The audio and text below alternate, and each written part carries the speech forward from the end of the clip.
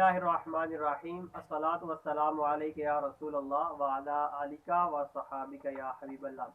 जी नाज़रीन कराम, जब भी नमाज अदा करते हैं तो उसके अंदर बहुत सी ऐसी चीज़ें हैं कि जिनका ख्याल रखना पड़ता है।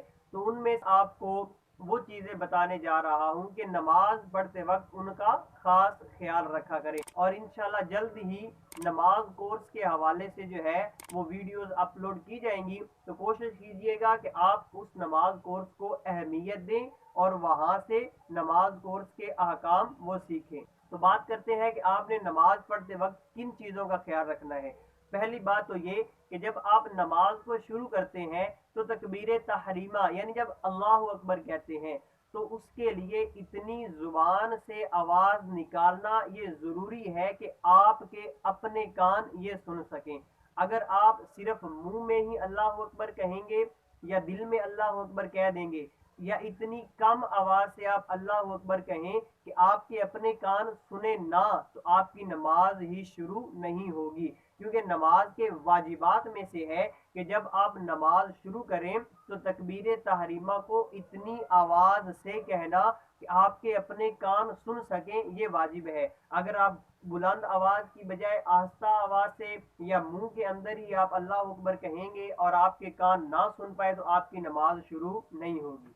दूसरी बात ये कि जब आप नमाज के अंदर किरात करते हैं, मिसाल के तौर पर सूरह फातिहा शरीफ है या इसके अलावा कोई दूसरी सूरत आप पढ़ते हैं, तो उसके अंदर भी यही हुक्म है कि उनको इतनी आवाज से पढ़ा जाए कि आपके अपने कान जो है वो सुन सकें। अगर आप बिल्कुल आहिस्ता आवाज में या दिल के अंदर या सिर्फ होंठ हिलाकर पढ़ते रहते हैं तो आपका ये वाजिब अदा नहीं होता, जिसकी वजह से नमाज मकरूह तहरीमी वाजिबुल इयादा होती है।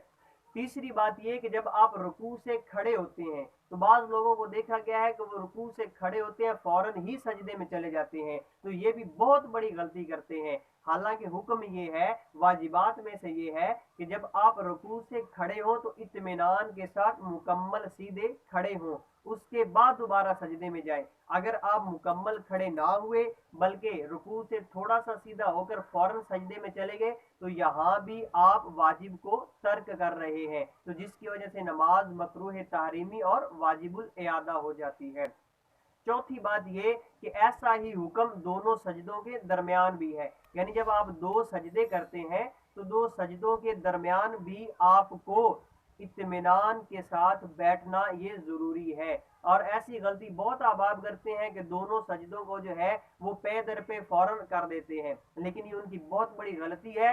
उनको इसका इल्म ना होने की वजह से उनकी नमाज जो है वो ज़ाया हो जाती है, मकरूह तहरीमी हो जाती है। तो नमाज पढ़ते वक्त इन चीज़ों का खास ख्याल रखें। अल्लाह रब्बुल इज़्ज़त अमल करने की तौफीक अता फरमाए।